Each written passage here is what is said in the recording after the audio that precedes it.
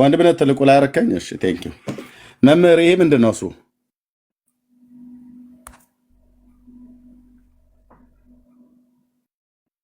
መምህር አክሊል ይሄ ምንድን ነው? እያየሁት ነው። ቀጥል፣ ችግር የለም። መጽሐፍ ቅዱስ በብሉይና በሐዲስ ይላል። ኦኬ ስላሴ የምትሏ ነው የምፈልጋት። እሺ ካለ ሞክራለሁ። እስቲ 1980 እሺ 1980 የአባ ተክለ ሃይማኖት ማለት ነው። አዎ እሺ እሺ የኦርቶዶክስ ተዋሕዶ ቤተክርስቲያን 80 ያዱ ነው አይደል? እሺ መጽሐፍ ቅዱስ ላይ አንድም ቦታ ላይ ስላሴ የሚል ቃል የለም አታሳየኝም ብለህ አልከኝ። ይሄ ምን ይላል?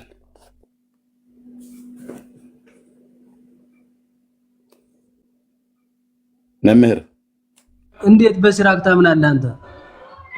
ይሄ ምን ይላል ያልኩት? ይሄ ምን ይላል? መጽሐፈ ሲራክ ነው።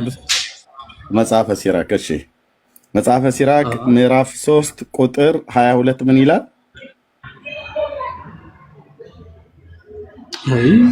ይሄና ሲራክን አታምን። ይሄ እኮ ነው ችግራችሁ እናንተ። ምን ይላል? መምህር ምን ይላል? ሲራክ ተወርማ ስለ ተስካርና ስለ ዝክር ሁሉ ስላላስረዳ ይችላል። ምን ይላል? እኔ ስለ ተስካር ስለ ዝክር አልገባውም። ስላሴ የሚል ቃል መጽሐፍ ቅዱስ ውስጥ አታሳየኝም ብለኛል። አዎ ምክንያቱም እነዚህ 15 ኦርቶዶክስ ናቸው እንጂ አንተ አታውቃቸውም። አንተ እኮ የ66 እንትን እኮ የ66ቱ አማኝ እንጂ 80 ያለው ከየት አመጣው? እንግባባያ መምህር እንዴ እንደዚህማ እንዴ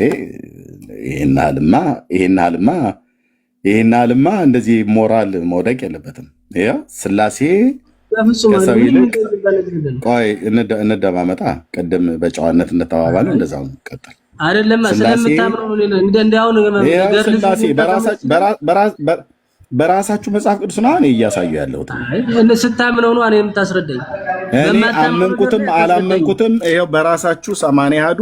ታዲያ እንደዚያ ከሆነ ድርሳኑ ስነግር ለምን አታምን? በመድኃኒዓለም ቆይ እንደማመጥ መምህር እንደማመጥ ማለት ተደማምጠን የተደማመጠን ማለት ነው። መጽሐፈ ሲራክ መጽሐፍ ምዕራፍ 3 ቁጥር 22 ላይ ስላሴ ከሰው ይልቅ የገለጡልህ ሚስጥር የለምና ከግብር ገብተህ ባህሪ ስላሴን አትመርምር ይላል። ያው ስላሴ ይላል በራሳችሁ መጽሐፍ ቅዱስ። ቅድም ግን መምህር ምን አልክ? በፍጹም የለ መጽሐፍ ቅዱስ ውስጥ ብለሃል። እኔ ደግሞ ከራስ መጽሐፍት ነው ማምጣት ያለብኝ። አሁን ከ66ቱ ቢኖርና ባሳይ ይሄ 66ቱን አልቀበልም ትል ነበር። ከ80 ያዱ ከራሳችሁ እንደማመጥ ስታዳምጠኝ ነው ማዳምጠኝ። እንደማመጥ እኮ እየተናገርኩ መረጃ አምጣ አሉ አይደለም። ስለምታምነው ነው። እንደዚያ ከሆነ ታምረ ማርያምን ማመን አለብን። አንተ እኔ መረጃ መጣሁ። እንግዲህ ልብ በሉ፣ እዚህ ያላችሁ ሰዎች ልብ በሉ። መምህር ጥያቄ ጠየቀኝ ከመጽሐፍ ቅዱስ ላይ ልታመጣ አትችልም አለኝ። ሲራክ የመናፍቅ አይደለም፣ የኦርቶዶክስ መጽሐፍ ነው። በራሴ መጽሐፍ ከመናፍቅ ከኦርቶዶክስ ከካቶሊክ ከአይሁድ እኮ አላልከኝም። ከመጽሐፍ ቅዱስ ነው ያልከኝ። ይኸው መጽሐፍ ቅዱስ ብሉይና አዲስ መጽሐፍ ቅዱስ እኮ 66 ነው ያወራው። መጽሐፍ ቅዱስ ብሉይና አዲስ ኪዳን ነው ብሎ የሚለው በመጀመሪያ ትላልቅ ሰዎች እኮ ጥንቱን ነበር እንጂ መጥኖ መደቆስ ይላል የሀገሬ ገበሬ። ቅድም ከአይሁድ መጽሐፍ ቅዱስ ወይ ከጴንጤ መጽሐፍ ቅዱስ ወይ ከካቶሊክ ወይ ከኦርቶዶክስ ብለህ አላልክም። ከመጽሐፍ ቅዱስ ልታሳየኝ አትችልም የለም ብለህ አልከኝ። ያው እንግዲህ በ12 ቁጥር ምስማር መጽሐፈ ሲራክ መጽሐፍ ምዕራፍ 3 ቁጥር 22 ላይ እንዲህ ይነበባል ማለት ነው። ይህንን እንኳን ሳያውቅ ወጣ። ይኸው መምህሩ ወጣ ማለት ነው። ለዚህ ነው ጴንጤ ፊት ኦርቶዶክሳውያን መምህራንም አይደለ ማንም ቢመጡ አይቆሙም ብለን ስንል እንደዚህ ነው በመረጃ ማለት ነው። አሁን መምህሩ ላፍ ብሎ ወጣ። የቅድሟ ንግግር ማስታወቂያ ላይ የነበረው ያ ሁሉ ጉራ ከረዩ አልኩ። ስላሴ የሚል ቃል የለም በመጽሐፍ ቅዱስ ላይ፣ በራሳችሁ መጽሐፍት ላይ ማለት ነው። ስሉስነት ሰለሰ የሚል ከግስ ቃል የወጣ ሶስትነት መሆኑን እያወቃችሁ የግድ የተጻፈ አምጡ ብላችሁ ትላላችሁ። ኦኬ እናንተው ጋር ግን የተጻፈ ስላሴ ብላችሁ የጻፋችሁት በዚህ ኮተታ ኮተት በሆነ መጽሐፍት ውስጥ ጽፋችሁታል። ይሄ ኮተታ ኮተት ነው የምለው። ሲራክ የሚባል መጽሐፍ የለም ሲጀምር። እኔ ይህንን 15ቱ ዲክትሮካኖኒካል የተባለው ተጨማሪውን አልቀበልም። ይህን በእውነት ነው የምልህ አልቀበልም። ኦኬ የዲክትሮካኖኒካል የተባለ አልቀበልም። ለምን መሰለም አልቀበለው? በጥንቃቄ አንብቤ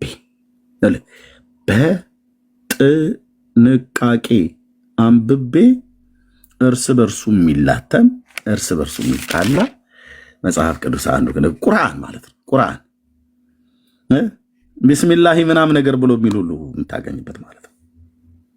ለገሊትና ለገሌ ምናም ነገር ብሎ የሚል ይሄ በሙሉ አርቲቭ ውስጥ የሆነ ኮተታ ኮተት ይኸውልህ። አሁን እዚህ አሁን እገሌ ይሙት ምናም ነገር እየተባለ እገሌ እንደዚህ ይሄ ነው በመንፈስ ቅዱስ ተመርተው የሚጽፉት እገሌ እገሊት እየተባለ እንደ ገሌና እንደ ገሊት ይሁንልን ብለው የሚሉ ይላል መጽሐፈ መቃብያን ሳልስ ምዕራፍ 1 ቁጥር 10ዎቹ አካባቢ ላይ ዝም ብሎ ዘኬ የሚበላ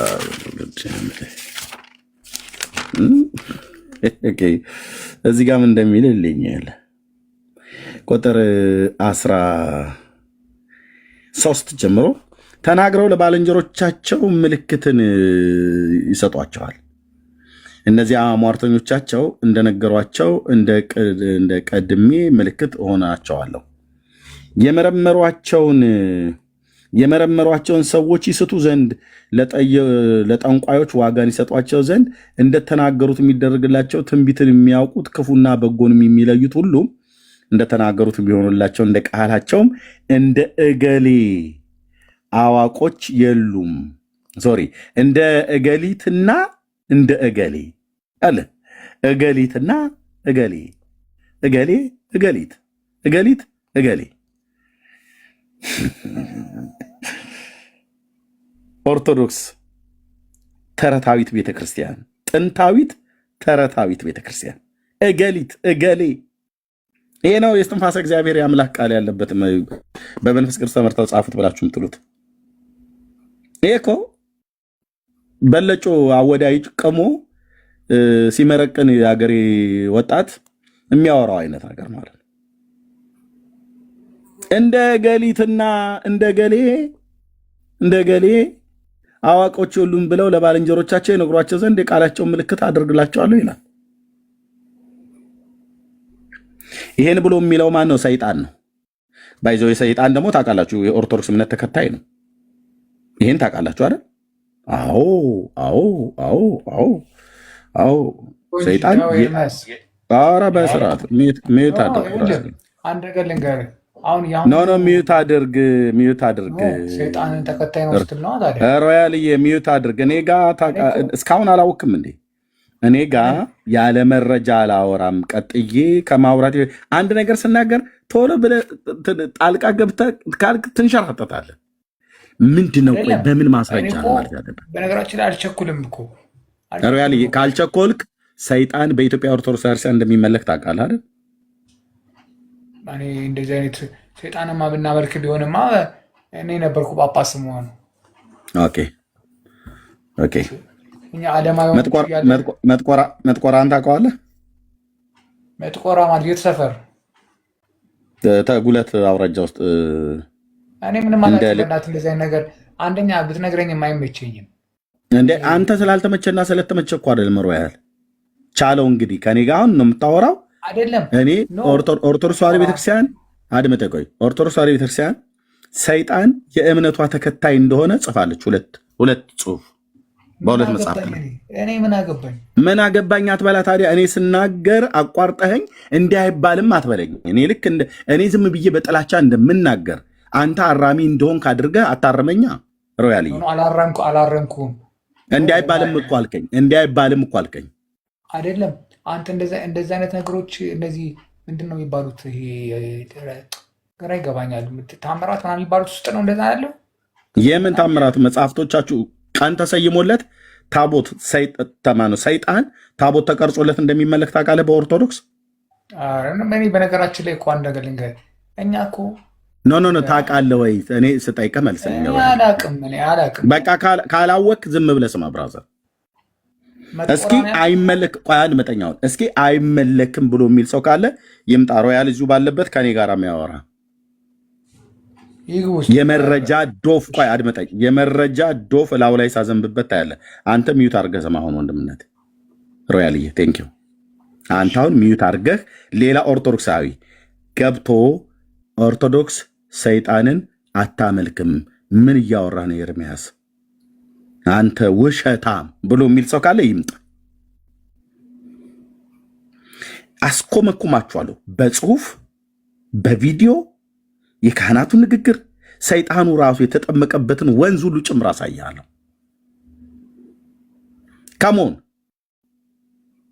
ኑ ግቡ። ሮያል ወንድማችን እዚህ እየጠበቀ ነው። እንዲህ አትበል ምናምን ነገር ብሎኛል። እኔ ደግሞ ብያለሁ ያልኩት ቤተክርስቲያኒቱ ያለችው ነው። እኔ ለመጽሐፋችሁ የተጻፈውን መጽሐፍቶቻችሁ ላይ የተጻፈውን ነው የምናገረው። ኑ ግቡ።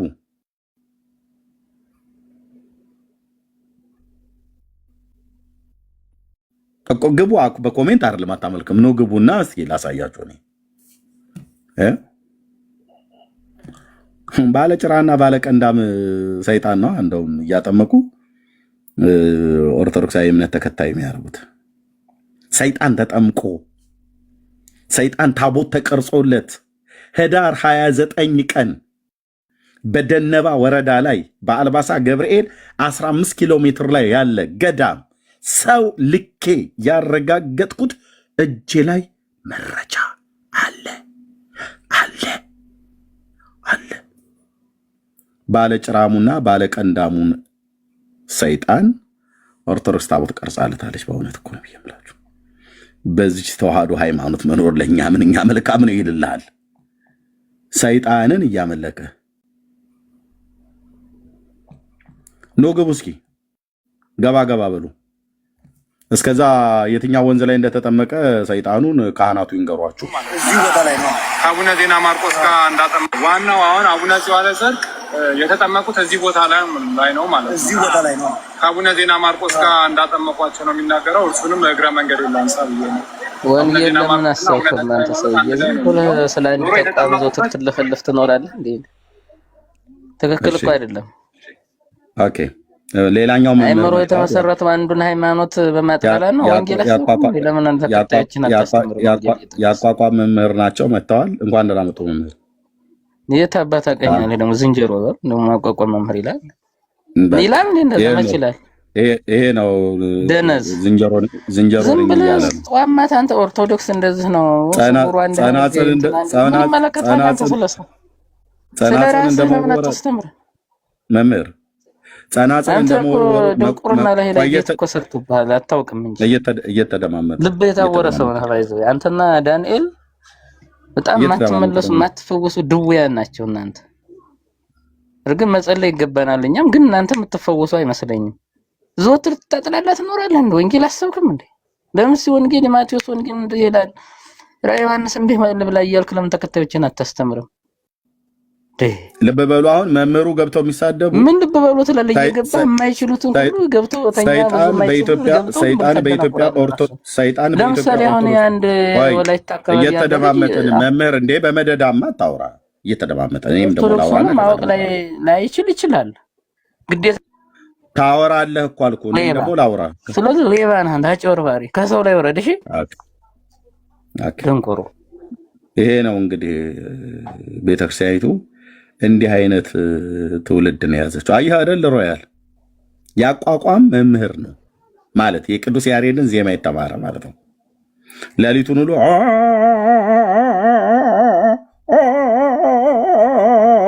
እያለ እንደታረደ በግ ሲጮህ ወይት እንደታረደ በግ ሲጮህ የሚያድር ማለት ነው። ያቋቋም መምህር ይሄ ነው።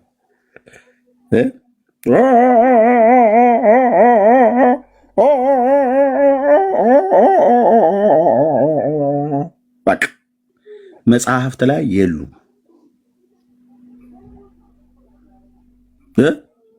ቆንጅዬ ማለት ነው። እንደታረደ በግ ብቻ መቋም እንትን ጽናጽል ይዞ እየጸነጸኑ እየመረገዱ በቃ ዝማሜ ወይ ተክሌ ነው ወይ ጎንደር ተምሯል። በቃ እሱ ያንን እንትን እያለለ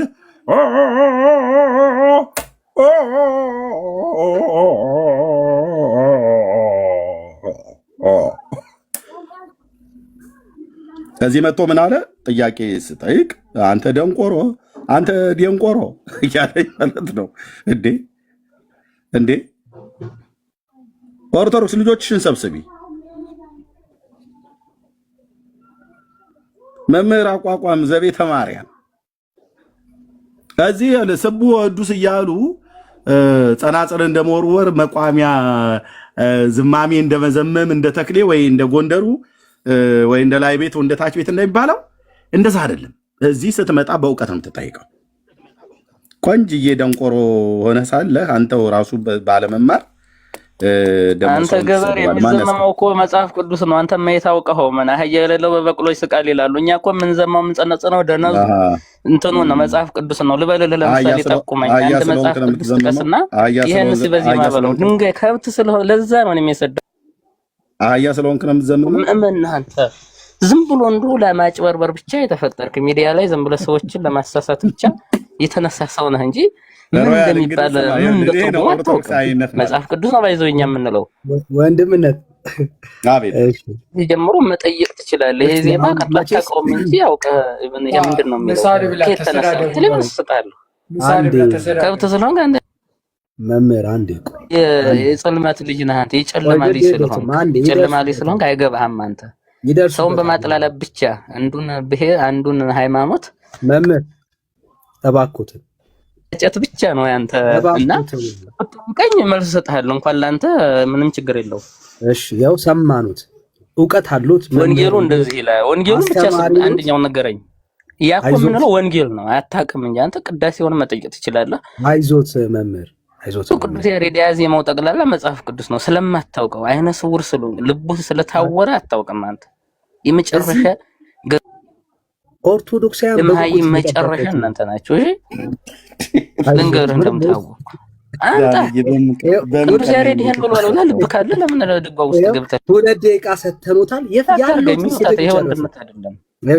ገብተህ ድጓው ላይ ገብተህ ይሄ ምንድነው ይሄ ምን ይላል ከምን ተወሰደ ብትል እነግርሃለሁ። ቀጥሉ 2 ደቂቃ ማንንም ይሁን እንዳያደርጓቸው ሞት አታርጋ ሆነ ሞት ማድረግ ወንድምት 2 ደቂቃ ሰተኑታል። እና ለዚህ ጀመር በአንድ ሃይማኖት ጥላቻ የተያዛችሁ የሆነ አንዴ ቆይ ጋይስ ሚዩት አታርጓቸው። ስንት ወንድሞች አሉን እኛ ጥሩ መናፍቃንም ቢሆኑ ግን እናንተ ደግሞ ይለያል።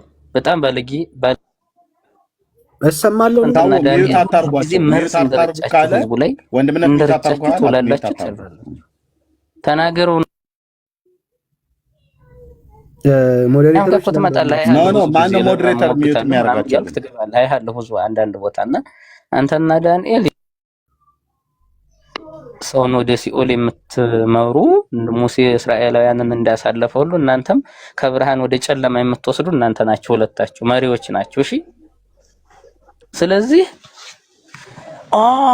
ሳይሆን የሚባለው ድንቆሮ ገብተህ ብትማረው አታውቀውም እንጂ አንተ ሙሉ ወንጌል ነው። እሺ መጽሐፍ ቅዱስ ነው።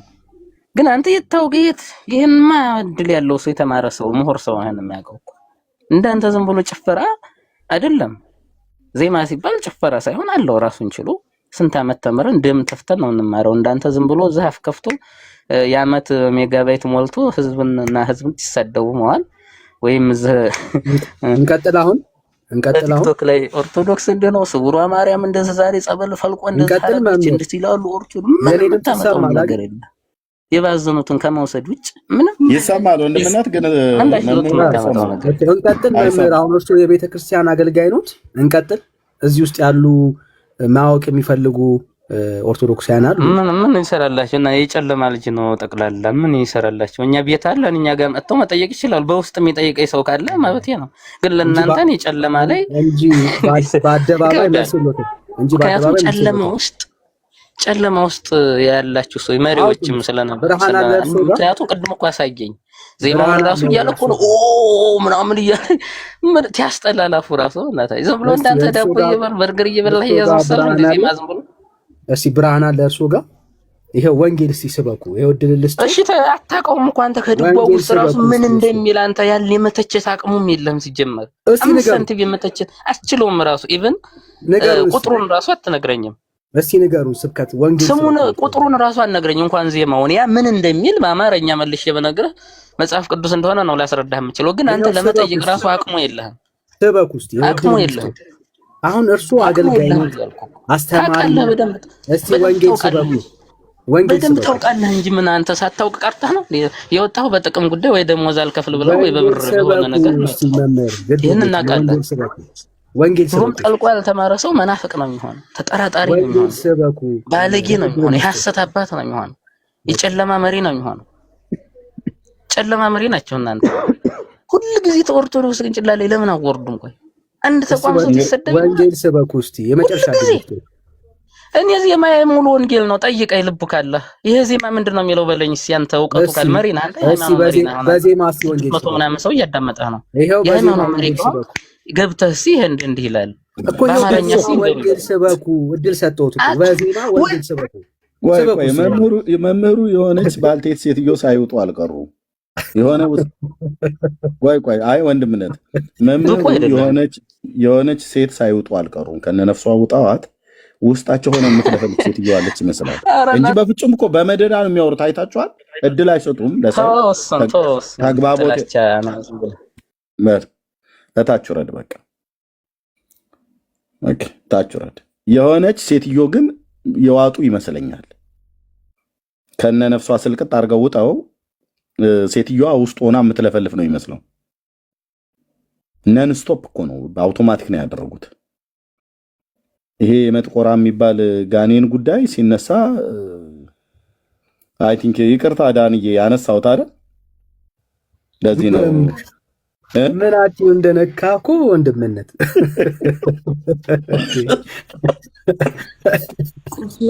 ቁስላቸውን ነካክቶ እኮ ነው ዳንዬ። አይ በመንፈስ ሆኑ እኮ ወዲያው በቃ አሁን ወደ ስጋ ተመለስ ማለት ነበረብን። ረስተነው ነው እንጂ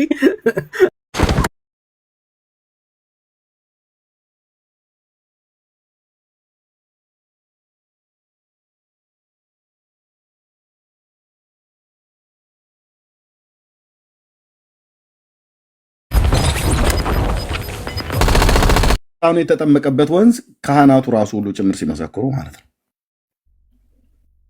ዋናው አሁን አቡነ ጽዮን ጽድቅ የተጠመቁት እዚህ ቦታ ላይ ነው ማለት ነው። እዚህ ቦታ ላይ ነው ጽዮን ጽድቅ የሚባለው ሰይጣን ይሄ ማለት ነው። ጥቁሩ በአቡነ ዜና ማርቆስና በአቡነ ተክለ ሃይማኖት እጅ ነው የተጠመቀው። ቁመቱ 60 ክንድ የሚያክል ሰይጣን ነው። ጭራ አለው፣ ቀንድ አለው። እንደውም እዚህ ጋር በሚጠመቅበት ሰዓት ላይ በእነ አቡነ ዜና ማርቆስና በእነ አቡነ ተክለ ሃይማኖት ሲጠመቅ ቀንዱ ችትል እዚህ ጋር አልወለቀችም፣ እንዳለች ነች። የኔን ሀገር በሬ ነው የሚመስለው። እና ያው ሲወለድ እንደዚህ ነበረ። ተጉለት አውራጃ ውስጥ የተወለደው በተጉለት አውራጃ ውስጥ የተወለደው እንደ ልቃቃ እንደ ልቃቃ በሚባል ቦታ ላይ ነው የተወለደው። በተጉለት አውራጃ ውስጥ ማለት ነው። ቁመቱ 60 ክንድ ነው። ገድል አለው። ቀኑ ህዳር 29 ሁሌ ይከብራል። ማን ያነግሱታል ማለት ነው። ይሄ ባለ ጭራው ሰይጣን።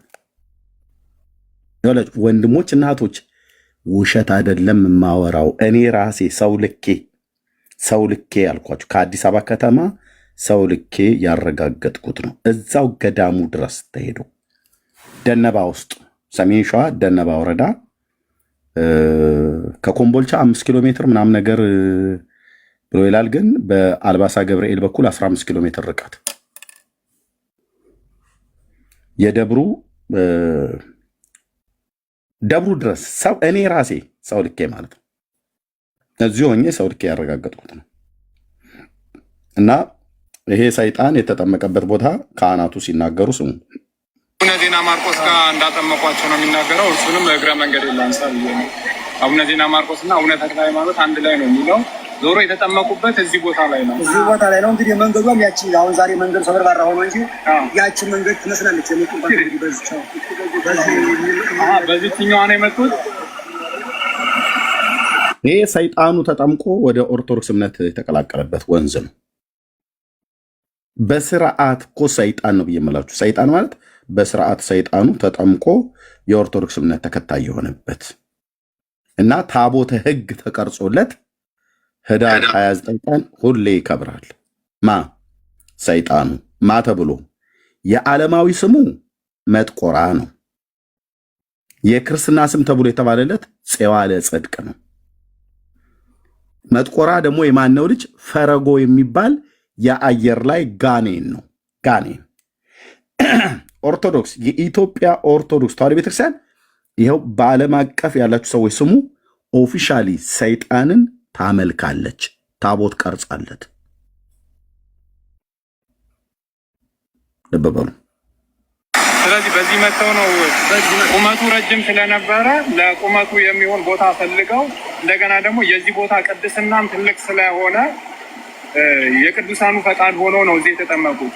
ስለዚህ ሲጠመቁ ምንድነው የተደረገላቸው? ለአቡነ ፄዋለ ጽድቅ እዚህ ቦታ ላይ ሲጠመቁ የበፊት መልካቸውና ቅርጻቸው ተለውጠው ፍጹም ሰው ሆኖ የወጡበት ነው አይደል? ፍጹም ሰው ሆኖ የወጡበት ነው።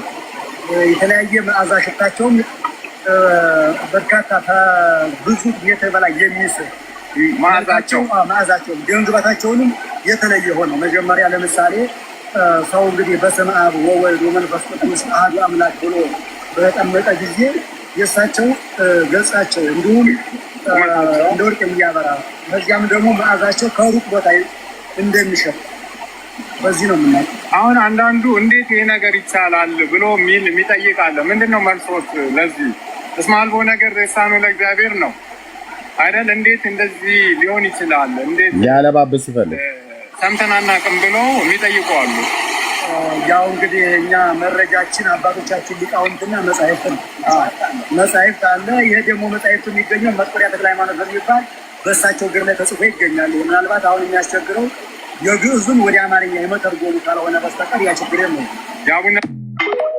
ኦኬ፣ ከፈለጋችሁ ታቦት የተባለው ያው ቅርጻ ቅርጹ ማለት ነው በቫርኒሽ። ይህ ቦታ እንግዲህ እንደምታዩት እንደምናየው ሰማይና ምድር ሲፈጠር የተፈጠረ ነው። ፈጣሪያችን መድኃኒታችን ኢየሱስ ክርስቶስ ራሱ ያነጸው ነው እንጂ ይሄ የሰይጣኑ ዋሻ ማለት ነው። እነዚህም ካህናት የሰይጣኑ አገልጋዮች ማለት ነው። ካህናት የተባሉት በስርዓት ለሰይጣን እየታጠነ ኢትዮጵያ ወደ እንስማ ሰው እጅ ታነጸ ወይም ሰው ሰራው ተብሎ አይደለም የምንመለከተው። እንደምታዩት ወደዚህ ስናይ ቤተልሔም አለ፣ ወደዚህ ስናይ አምደ ወርቅ አለ፣ ወደዚያ ወደ ውጭ ስናይ ቅኔ ማህሌት አለ፣ ወደ ኋላችን ስንመለስ መቅደስ አለ። ይሄ እንደምናየው እንግዲህ እግዚአብሔር ሕንፃውን የሰራው እሱ ባለቤቱ የፄዋለ ጽድቅ አምላክ ኢየሱስ ክርስቶስ ነው ይሄ ሰራው። ይሄ ድንቅ ነው፣ ድንቅ ነው። እስካሁንም ቢሆን ኖሮ ስውር ሆኖ ሲኖር አሁን ጊዜና ሰዓቱ ሲደርስ ትንቢቱ ሲፈጸም ለዚህ አጥተናል። ለእግዚአብሔር ክብር ምስጋና ይግባው ብለን ነው የምንጸልየው። በመሆኑም አሁን እዚህ ያሉት አካባቢዎች በመጀመሪያ ውሃ እየገባው ነበርና አሁን ምስጢሩ ተገልጾ ውሃው እንዲቀር ተደርጎ ተደልድሎ አሁን ሰላም ሆኗል። በመጀመሪያ እዚህ ነበርና አሁን ይሄ ቦታ አባታችን አቡነ ፄዋለ ጽድቅ ከመምጣታቸው በፊት የተዘጋጀ የተሰራ ነው። በመሆኑም አባታችን አቡነ ፄዋለ ጽድቅ በዚሁ ሀገር እናታቸው እንደ ልቃቃ ነው የምትባለው። ለስም አጠራሩ እንዲመች ተብሎ እንደ ቅላላ ቢባልም እናታቸው እንደ ልቃቃ ትባላለች። እዚሁ ጋር እሷም እዚሁ ጋር ያለች እዚሁ ጋር ተፈጥራ እዚሁ ያደገች አባታችንንም የተወለዱበት ቦታ ይሄ ነው። ከጥቂት ቀን በኋላ በገብረ ተአምር በአቡነ ዜና ማርቆስና በአቡነ ተክለ ሃይማኖት አማካይነት የመጀመሪያ ግብር አፈጣጠራቸው የተለየ በመሆኑ ከዚያ የሰው መልክ ያልያዘ እስከሆነ ድረስ ዋት የመጀመሪያ ግብር አፈጣጠራቸው የተለየ ስለሆነ የሰው መልክ ያልያዘ ስለሆነ የሰው መልክ ካልያዘ ምን ሆኖ ነው የተወለደው? ሰይጣን ሆኖ ነው የተወለደው። ልብ በሉ።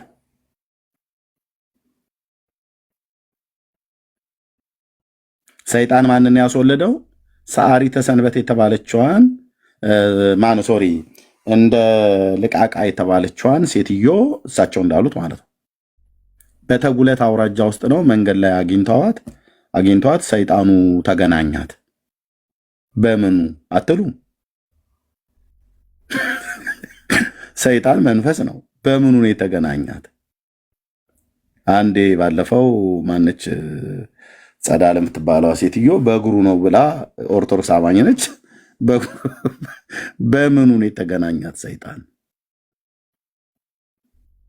ሰይጣን ተገናኝቷት እና ወለደች።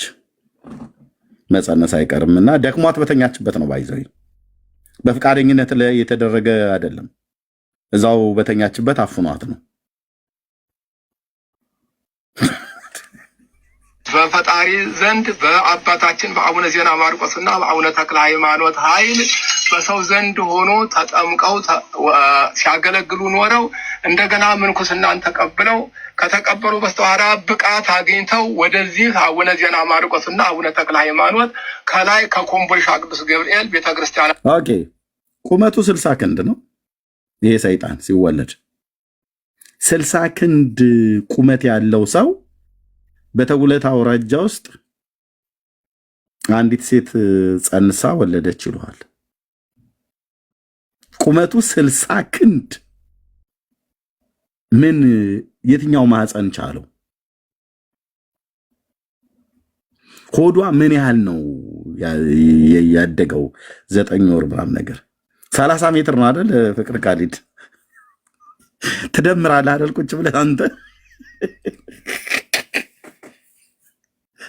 ይመተራል። አየህ 60 ክንድ የሰለው 30 ሜትር ይላል። ይመተራል ሜትር ይዞ ማለት ነው።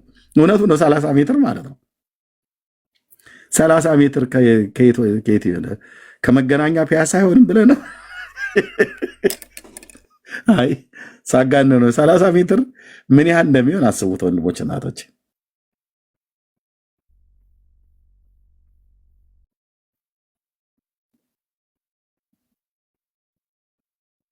ሰላሳ ሜትር እስቲ እንትኑ ጋር ሁላችሁን ወደ አዲስ አበባ እንሂድና ከቲኬ ህንፃ ሚሊኒየም አዳራሽ ህንፃው ድረስ ሚሊኒየም አዳራሽ ውስጥ ያለው አጥሩ ሳይሆን ውስጥ ያለው ድረስ እንደዛ አይሆን?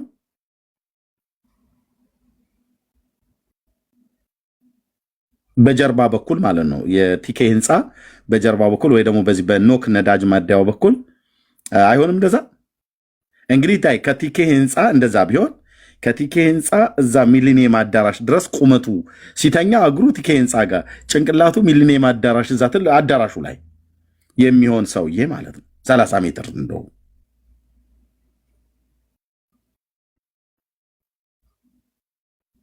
እንዴት ብለህ ስትል ለእግዚአብሔር የሚሳነው ነገር የለም። በእውነት አባቶቻችን ሲበቁ ሲነቁ ምናምን ነገር ብሎ ይላል።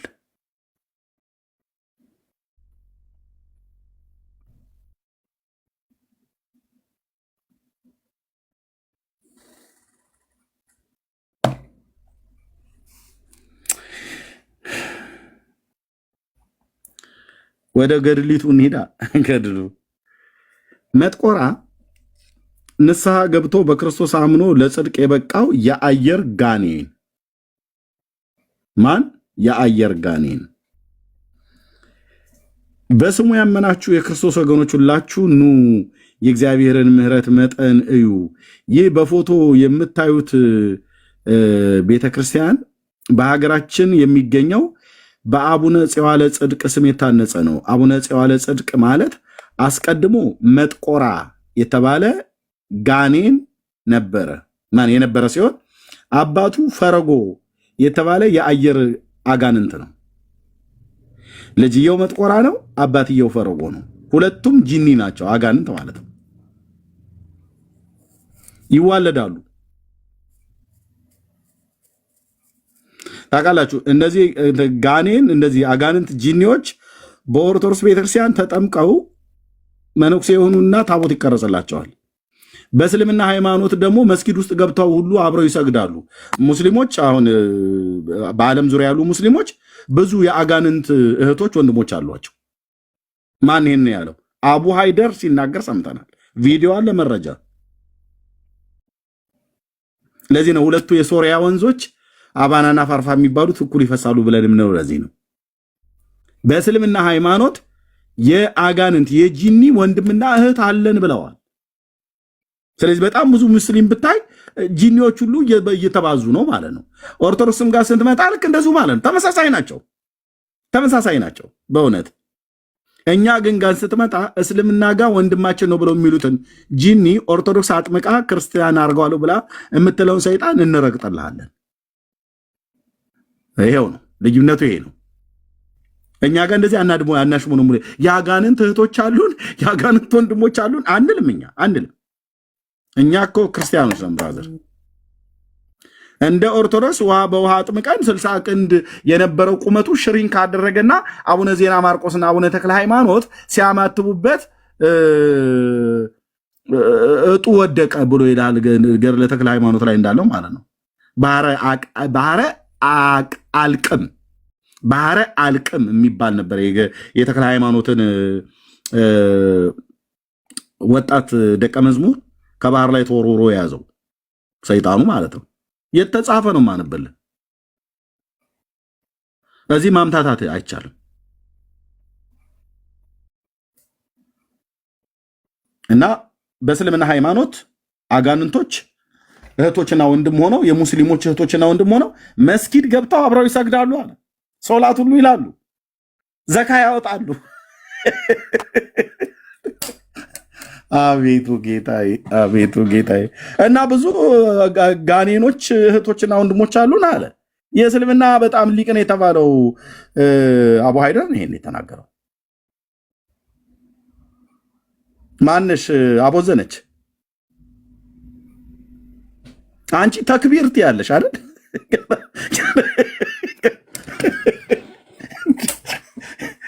እንዲህ ከአጋንንት ጋር እንደዚህ ተቆራርበውልህ አልኩ ማለት ነው።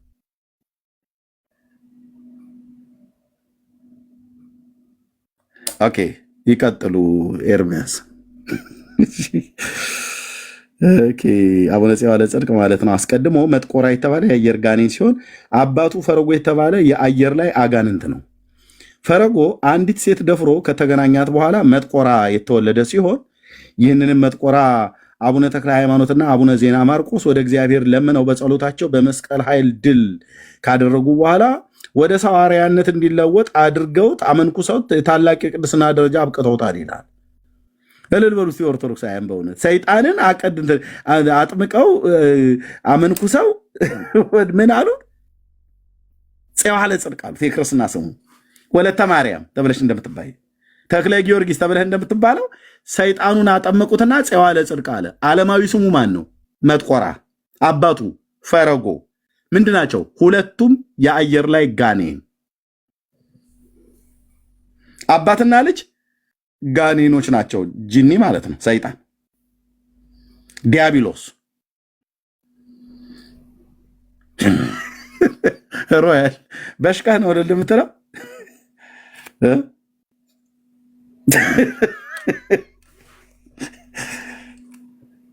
ችናት እናቴ። በዚች ተዋህዶ ሃይማኖት መኖር በእውነት እንደው አልታደል ብለው ከዚች ቤተክርስቲያን ሰው ሁሉ እየወጣ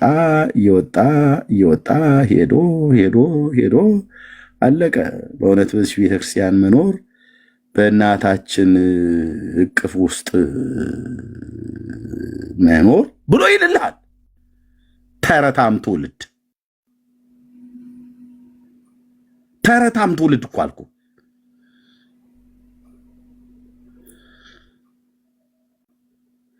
እና አመንኩሰው ሰይጣንን አመንኩሰውት ማለት ነው። ለታላቅ ደረጃ አብቅተውታል። እንኳንም ሀጥኑ ሰው ይቅርና ጋኔን እንኳን ሳይቀር ወደ ሰው አርያነት አስለውጠው ካንመጅን ዋት እንኳንም ሀጥ ሰው ይቅርና ጋኔን ሰይጣንን እንኳን ሳይቀር ወደ ሰው አርያነት አስለውጠው ምሕረት አሰጥተው አመንኩሰው ለጽድቅ ያበቁ እነዚህ እንደነኛ አይነት አባቶች ናቸው ያሉን ይልልሃል። ይሄ ሰውዬማ የተክለ ሃይማኖት የሚባለው ከሰይጣን ጋር በጣም ወዳጅ ነው።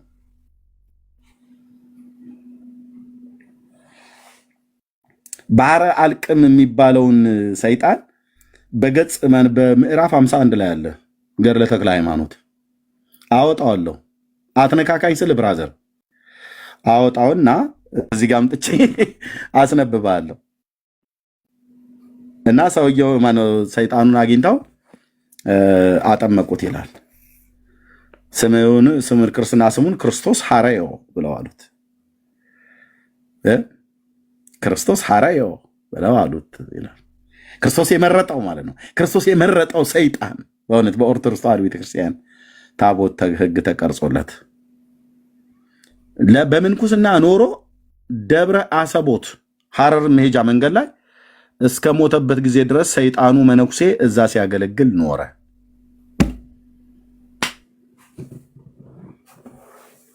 እና ሰይጣን ከሚመለክበት ቤተክርስቲያን ውስጥ የሰራዊት ጌታ እግዚአብሔር ስላወጣኝ ዘመኔን ሁሉ ባናቴ ተደፍቼ ባገለግለው እና ባመልከው ሲያንስበት እኮ ነው። ሰይጣን አምላኪ ህዝብ ማለት ነው። ኦርቶዶክሳውያን ሰይጣን አምላኪ ሆነው ያው በመረጃ ማለት ነው። በመረጃ ማለት ነው። እዚህ አለለ ያው እንዳለ ይዘናል ዶክሜንት። ያው ታቦተ ሕግ ህዳር 29 ቀን ሲወጣ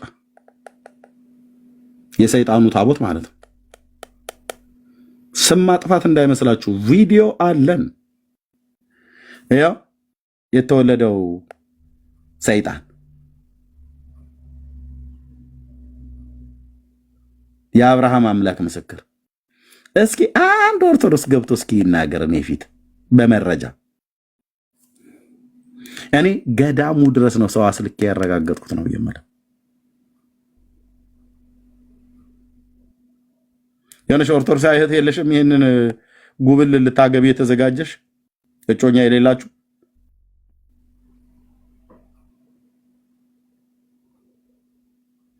አያምርም? ለምነው ግን ሰው ከሰው የምትለዩት? አያምርም ወይ ቀንዱ? አያምርም ወይ ጭራው? ይሄ ነው የኦርቶዶክስ እምነት ተከታይ የሆነው። ይሄ ነው ታቦተ ሕግ ተቀርጾለት ህዳር 29 ቀን ይከብራል። ሰሜን ሸዋ ደነባ ወረዳ በአልባሳ ገብርኤል ቤተክርስቲያን 15 ኪሎ ሜትር ርቀት ላይ አለ። አቶ የኋላሸት ይባላሉ የደብሩ አስተዳደር። ስልካቸው አለኝ፣ ሁሉ ነገር አለ። ብራዘር እዚህ መቅጠፍ የሚባል ነገር አይቻልም። በነጥብ ነው የምናስቀምጥልህ ብራዘር። በነጥብ ነው ይቀመጥልህ። እነ ሮያልዬ እንኳን ለሰይጣኑ ዓመታዊ በዓል አደረሳችሁ እያልኩ ነው። ህዳር አለፈ መሰለኝ። ወር በገባ እንግዲህ በበዓለ ወልድ ዕለት ደርበውታል። ሰይጣንን በዓለ ወልድ የተባለው የወልድ በዓል አይደል? የጌታ በዓል አይደል የተባለው? ወስደው ኢየሱስና ሰይጣንን በአንድ ቀን ደርበው ያከብራሉ ማለት ነው። በእውነት የአባታችሁ የበረከቱ የጭራውና የቀንዱ በረከት ሁሉ እናንተ ላይ ይደርና ንግባ አኪያ በጥንተ ነገር ይላል። ወደ ቀድሞ ነገራችን እንመለስ። ክሎቱ ብላችሁኛል። እሺ፣ በነገራችን ላይ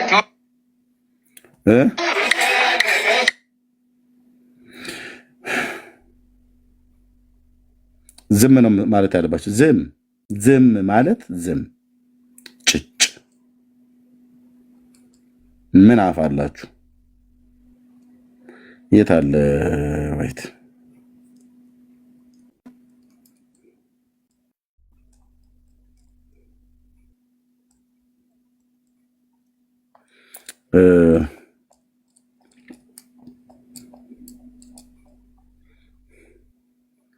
አንድ አይገባ አንድ አቤት እህትየው መጥቆራ ገድሉ ላይ ሲናገር አግብቶ ነበር እንዴ?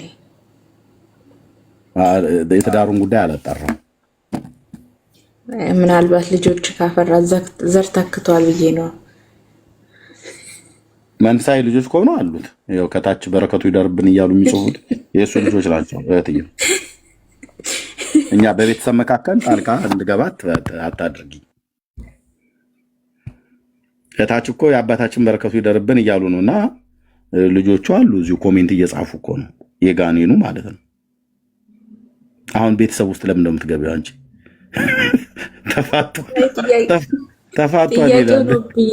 እንደዛ ከሆነ እኮ ማለት ዘሩን ከተካ ስቲል ናው የመጥቆራ ልጆች አሉ ብዙ ትውልድ አፍርቷል ብዬ ነው። ሮያል ያውቀዋል ተፋቷል ይላል ከትዳሩ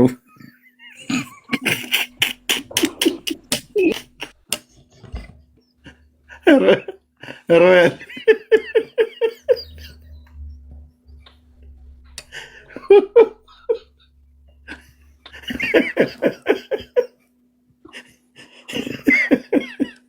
እንዴ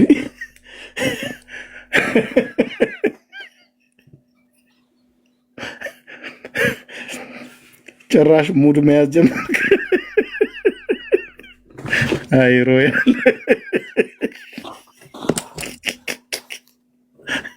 ዳንዬ እኔን አሰናብቶኝ። ይሄ የሰይጣን ነገር ብዙ ነገር ነው የሚያማዝዘውና እኔን ጸልይ የሚሆን ባጸልይልኝም ሄጄ ልተኛ። ሰላም ነው። እድሜ ወዴት እንዲማ በቀላሉ አንለቅም። ጀማዓ እኔ በሰው ጋር ብቻ ውስጥ አልገባም። ተፋታ አግብታለሁ አላገባም። ለምን ታወራላችሁ ግን ወገኖቼ? ቆይ ተሙ ተረጋጋ። ዳን እያለው ነካክቶ ወዴት ሊሆን ነው? ቆይ ተሙ ሚውት አድርግ እባክህ፣ ቤቱ ስራ ተሙዬ። እሺ እንዴት ነህ ወንድም አለም? አይ አይደለም፣ እስኪ ተፋቷል ምናምን ያላችሁትን መረጃ እስኪ ካለ ገሩም ላይ ብታሳዩ።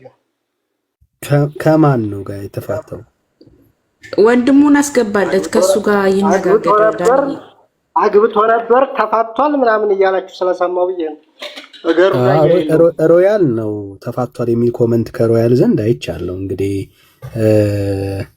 ላስገባልህና እስቲ እሱን ሞግተው ባይሆንና እስቲ ላስገባልህና ከዛ ሞግተው እስቲ እሺ ወይ ሰኒ ወረደች። እሺ ችግር የለም በቃ እሺ።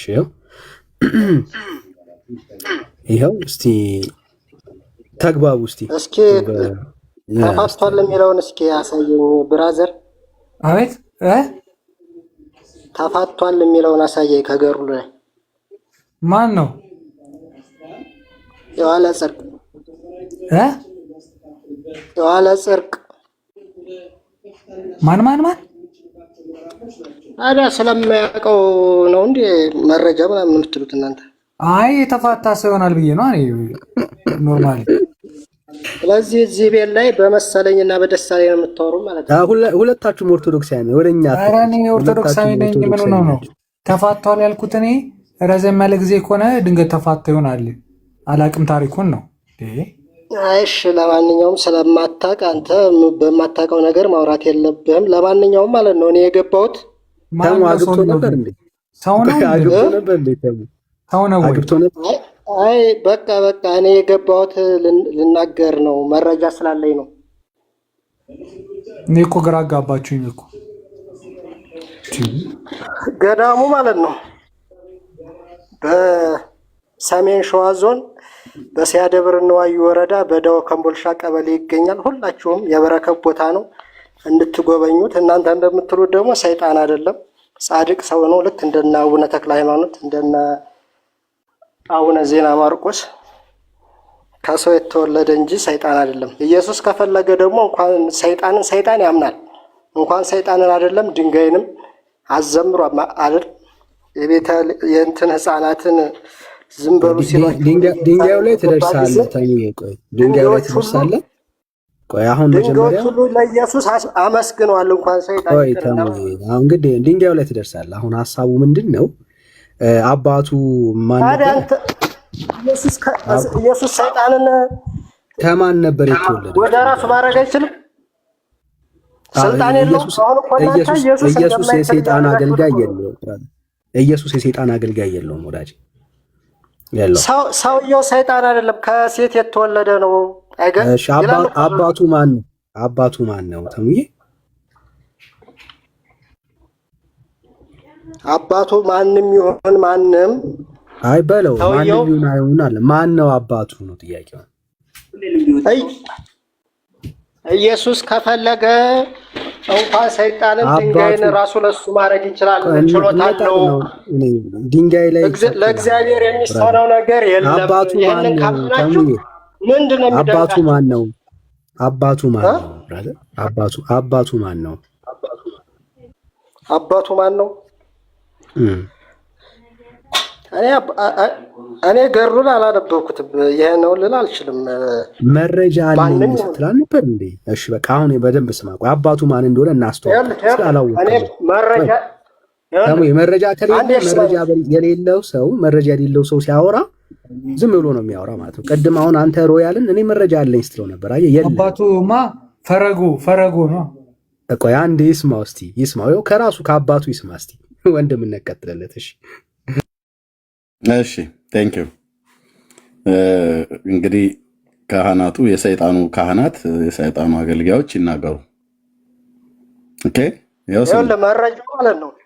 ቦታውን ስለማውቀው እንዲተዋወቅ ብራዘር ቦታውን እኔም በአካል ባልሄድ እኔ ሰው ልኬ ያረጋገጥኩት ቦታ ነው ብራዘር። እሺ የለም ብለህ ብትል እኔ ራሱ ሰው ልኬ ከአዲስ አበባ ድረስ ሄጄ እናቱ የኋለሸትን አግኝተን የደብሩን አስተዳደር በደንብ ያረጋገጥ ነው ብራዘር። እጄ ላይ መረጃ አለኝ። እኔ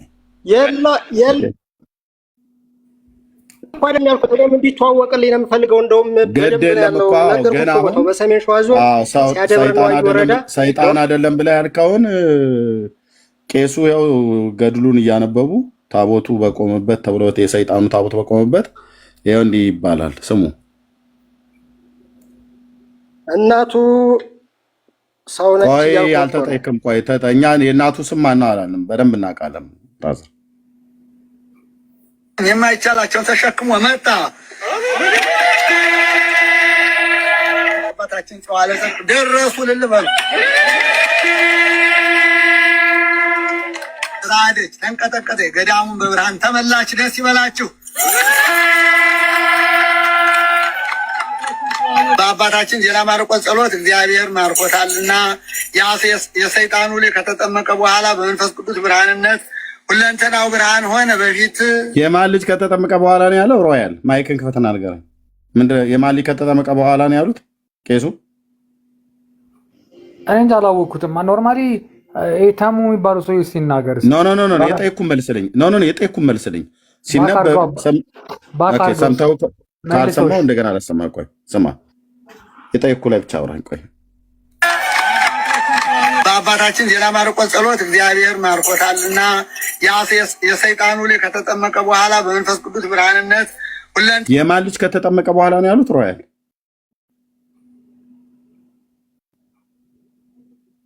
ማይክል የሰይጣኑ ልጅ አይደለ? አዎ የሰይጣኑ ልጅ ማለት ነው። ኦኬ ልጅየው ያ የሰይጣኑ ልጅ ነው። ይሄ ጸዋለ ጽድቅ ተብሎ ክርስትና ስም ተብሎ የተሰየመለት የሰይጣን ልጅ ነው። ፈረጎ ነው የሚባለው አባቱ። የአየር ላይ አጋንንት ነው። ልጅየው ደግሞ መጥቆራን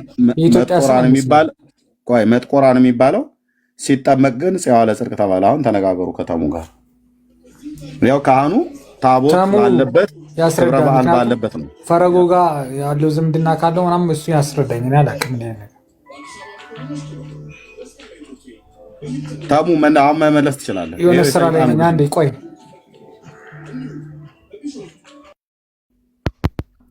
ታሙ ተናገር። ሚዩት ነው ምናልባት ለእግዚአብሔር ኢየሱስ ክርስቶስ ለጌታ ለእውነተኛው አዳኝ የሚሳነው ነገር ስለሌለ ሰይጣንን እንኳን እንደዚህ አድርጎ ቀይሮ ጻድቅ ያደርጋል። ክብር ለጌታ ይሁን። ይሄንን ነው የምለው፣ ሌላ የምለው ለዚህ ነው። ብዙ ኦርቶዶክሳውያን ከሰይጣንነት ወደ ሰውነት ተቀይረው ነው የበዙት ማለት ነው። ልብ በሉ። እንደዚያ ማሰብ ትችላለህ። ይሄው የሰይጣኑ ልጅ ተቀይሮ አይደል ኦርቶዶክስ የሆነው መነኩሴ የሆነው።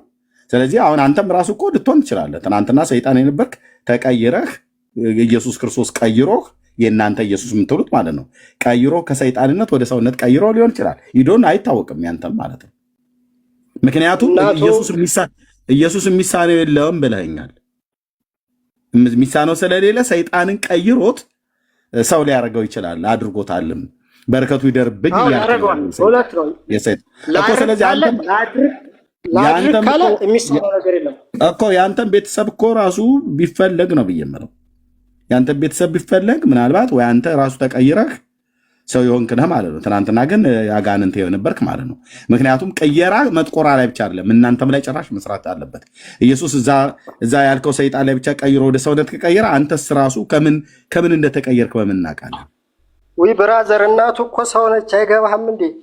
ደግሞ እኛ መቼ ከርከሮ ነች አልን? ግን አባቱ ግን በመጽሐፍ ቅዱስም እኮ መላእኮች የወደቁ መላእኮች እኮ ከሰው ጋር ተጋቡ ወለዱ የሚል እኮ አለ። አላነበብክም እንዴ? ነው ዝም ብለህ የቱ ጋር ነው እንደዛ የሚለው? ኦሪት ዘፍጥረት 6 ላይ አለ። ኦኬ ዘፍጥረት መጽሐፍ ቅዱስ አውቃለሁ ትል የለ እንዴ? በደንብ ነው እንጂ አንቀጥቅጬ ነው የማውቀው። ግን እኔ እየጠየኩ ነው የቱ ጋር ነው የሚለው ነው ያልኩህ። የቱ ጋር ነው የሚለው ብዬ ስልህ መጽሐፍ ቅዱስ አውቃለሁ ትል የለ እንዴ ምናምን ነገር ብለህ ትላለህ። መቼም ውርደታችሁ ይናል ነው። በደንብ አንቀጥቅጬ ነው የማውቀው። የቱ ጋር ምን እንደሚል ስለማቅ ነው የጠየኩህ። ስጠይቅህ መረጃውን ማምጣት ነው። አላቅም ብለህ ካልከኝ ግን እነግርሃለሁ። ዘፍጥረት መጽሐፍ ምዕራፍ 6 ላይ ያለ ቃል ነው። ኦኬ እሱ ቃል መላእክት ናቸው ብለሃል፣ ትተረጉመዋለህ። እስኪ አንተ መላእክት ብለህ ማለት ነው። ዘፍጥረት መጽሐፍ ምዕራፍ 6 ይኸው እንደዚህም ሆነ ሰዎች በምድር ላይ መብዛት በጀመሩ ጊዜ ሴቶች ልጆች ተወለዱላቸው። የእግዚአብሔርም ልጆች የሰውን ሴቶች ልጆችን መልካሞች እንደሆኑ አዩ። ከመረጧቸው ሁሉ ለሴቱ ሚስቶችን ለራሳቸው ወሰዱ። እግዚአብሔርም ብሎ ይላል ወሰዱ ይላል። እነዚህ የሰው ልጆችና የእግዚአብሔር ልጆች የተባሉት ናቸው። የእግዚአብሔር ልጆች የተባሉት ናቸው መላእክት ናቸው ያልከው ተሙ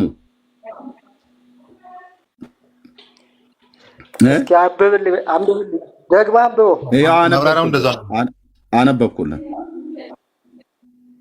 እነዚህ የእግዚአብሔር ልጆች የተባሉት ናቸው መላእክት ናቸው ያልከው? አይ ይሄንን ሳይሆን ሌላ ጥቅስ አለ። አምጣው። እሺ መረጃው እስቲ አቅም ያለው ብሉይ ኪዳን ላይ ሊያወራ የለም ማለት ነው። በቃ የለም። አሁን የለኝም ነው የለም የለኝም። ግን መጽሐፉ ቅዱስ ላይ ያለ ግን ከሌለህ የለህም። በቃ ብራዘር። እሺ ቀጥሎ ላለው ወንድም ስጠው። እሺ ዘፍጥረት መጽሐፍ ምዕራፍ 6 ብለህ ጥቅስ የጠቀሰው ከየት ቤተ እምነት ነው ወንድማችን?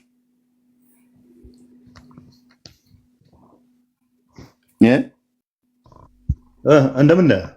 ደህና ነኝ። ከየት ቤተ እምነት ነው ወንድማችን? አለን። እኔ ኦርቶዶክስ ነኝ። እሺ እንኳን ደህና መጣህ። አለን። እንዴት ነህ? ደህና ነኝ። ዘፍጥረት መጽሐፍ ምዕራፍ 6 ላይ መላእክት ናቸው የእግዚአብሔር ልጆች የተባሉት እዚህ ጋር ሲተረጎም እንደዛ ነው የሚለውና ማን ነው የተረጎመው እንደዛ ብሎ? ያንተ ትርጉም አይደለም ብለህ ኖ የጠየቅኩህን እኔን ትርጉም አይደለም ያልኩህ። ማን የተረጎመው አልልህም። እኔ ተርጉሜው ከሆነ ማን የተረጎመው ብያለሁ።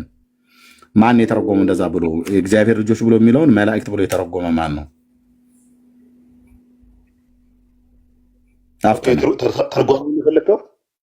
አዎ ማን የተረጎመው? የእግዚአብሔር ልጆች የሰው ልጆች ብሎ የሰው ልጆች ናቸው። የእግዚአብሔር ልጆች የተባሉት መላእክት ናቸው ብለዋችሁ ነው አይደል የተረጎማችሁት?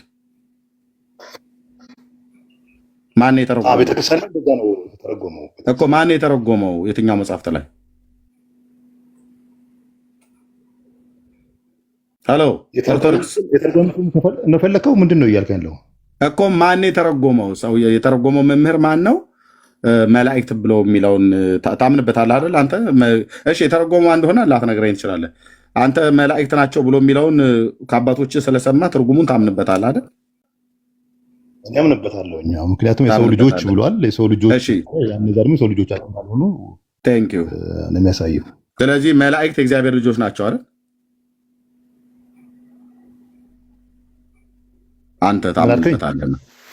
አንተ ታምንበታለህና መላእክት የእግዚአብሔር ልጆች ናቸው አይደል?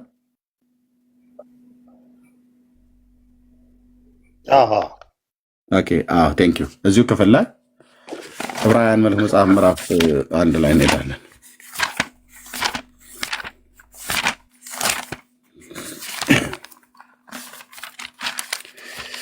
ኦኬ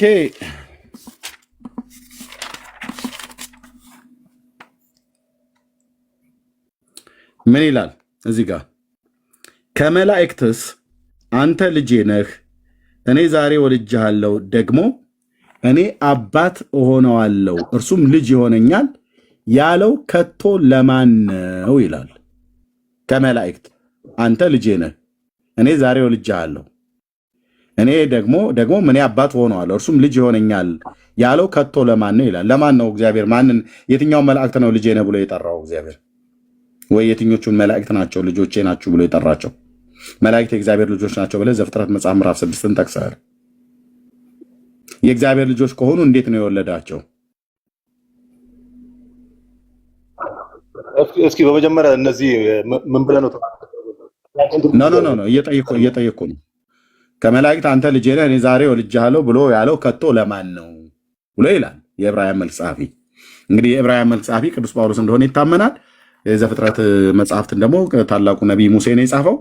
ሁለቱም ታላላቅ የእግዚአብሔር አገልጋዮች ናቸው። በመንፈስ ቅዱስ መመራትን የጻፉት። እዚህ የተነገረው ላይ ከመላእክት አንተ ልጄ ነህ እኔ ዛሬ ወልጄሃለሁ ብሎ ያለው ለማን ነው?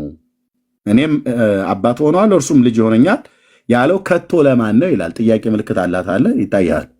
ለማን ነው? እግዚአብሔር ማን ነው? ሚካኤል ነው ገብርኤል ልጄ ነው ብሎ ያለው? አይ ዛሬ ወልጄሃለሁ አልተባለም እኮ የእግዚአብሔር ልጅ የተባለው ክርስቶስ ስለሆነ ለዛ ነው እዚህ ጋር የሚያሳየው። ስለዚህ መላእክት የእግዚአብሔር ልጆች አይደሉም ማለት ነው። ከመላእክት እግዚአብሔር ልጆቼ ብሎ የጠራቸው ወይ ደግሞ በነጠላ ልጄ ብሎ የጠራው አለ? ሚካኤል፣ ገብርኤል፣ ሱራፌል፣ ኪሩቤል ነው። እነሱም ዛሬ ወልጃችኋለሁ አላላቸው ማለት አይደለም። ዛሬ ወልጄሃለሁ አልተባሉም። ኦኬ ዛሬ እሺ፣ ድሮ ወልጃችኋለሁ ብሎ ያለ ዛሬ ወልጄሃለሁ አልተባሉም እኮ እነሱ። እሺ ዛሬ ወልጄሃለሁ ብሎ አለ። እሺ ድሮ ወልጃችኋለሁ ብሎ ያለ ዛሬ ወልጄሃለሁ አልተባሉም። ዛሬ አደጋግመው ልክ ነው እሱኛውን። እሺ ዛሬ ብሎ የሚለውን እሺ አላለም። ድሮ ግን ወልጃችኋለሁ ብሎ ያለበት ክፍል አለ?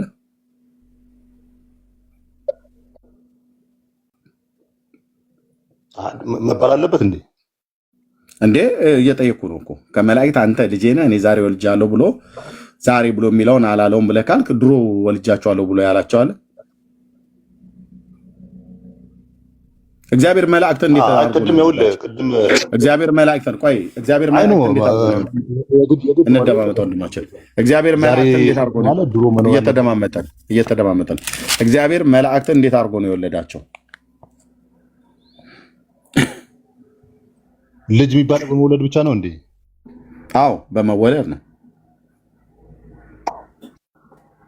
እኛ ተወልደን ነው ታዲያ እግዚአብሔር ወልዶን ነው ልጅ የተባልነው እንዴ? ታዲያ እኔ እግዚአብሔር ወልዶኝ ነው ልጅ የሆንኩት። እኔ እግዚአብሔር ልጅ ነኝ። አንተ እግዚአብሔር ልጅ አይደለህም አይደል? እኔ እግዚአብሔር ልጅ ነኝ። ግን አየሁ ታዲያ ወልዶ ነው ሳይወልድ ነው እግዚአብሔር ልጅ የሆንከው? መውለድ ማለት እኮ አንተ እኮ ለዚህ ይስልህ የለ ከመላእክት አንተ ልጅ ነህ ዛሬ ወልጄሃለሁ ብሎ የሚለውን አይ ዛሬ ብሎ ነው እንጂ ያለው ነው እንጂ ያላለው ግን ልጆቹ ናቸው አልክ። እሺ ብሎ ያልከው እሺ እሱ ነግራለሁ ወንድሜ እያወራ አታውራ። እና አሁን አንተ የእግዚአብሔር ልጅ ነህ ወይ ብዬ ስለ እግዚአብሔር እንዴት ነው ሰውን የሚወልደው ብለህ አልክ። ስለዚህ አንተ ክርስቲያን የኦርቶዶክስ እምነት ክርስቲያኔ ብለህ ትላለህ፣ ግን የእግዚአብሔር ልጅ ነኝ ብለህም ደግሞ ትላለህ። የእግዚአብሔር ልጅ ከሆንክ እግዚአብሔር እንዴት እንደወለደህ እንኳን አታውቅም ማለት ነው። እግዚአብሔር እንዴት እንደወለደህ አታውቅም፣ የእግዚአብሔርን አባትነትም አታምንም። ላፍ ያህል ነው ያልከው። ያው አልተወለድክም፣ ግን እንድትወለድ ጌታ ይወዳል። ኦኬ አምኜ ተጠምቄ ነው የተወለድኩት ብለሃል። መቼ ነው ያምነህ የተጠመቅከው ብዬ ስልህ ዳይቨርተል ታደርገው ነው ወይ አልከኝ። ሲጀምር አምነህም አልተጠመቅክም። ታውቃለህ አይደል ወንድማችን?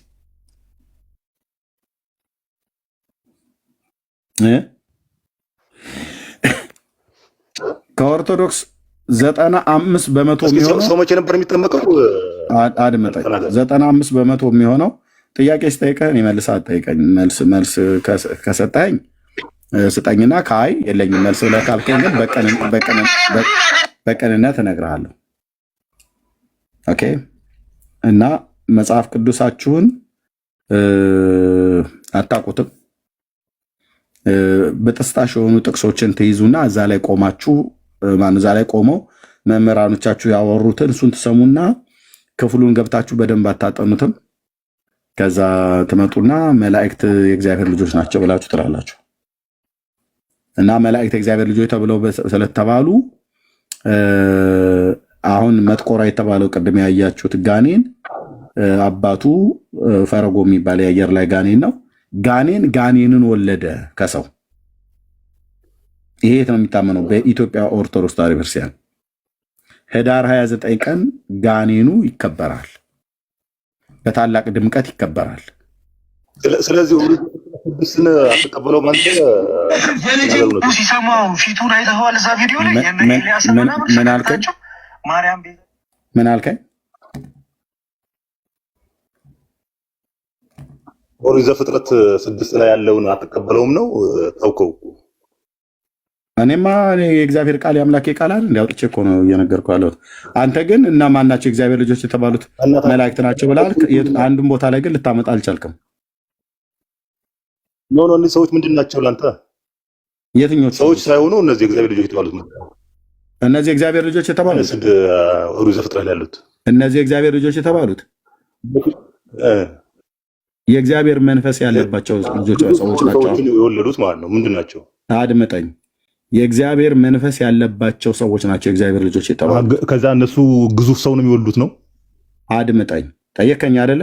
ግዙፍ የሚውለዱ ጥቃቅን የሚውለዱ በመጀመሪያ እነማን ናቸው ብለህ አልከኝ አይደል? እኔን ስማኝ። ጴንጤ ቤት ነው የመጣኸው።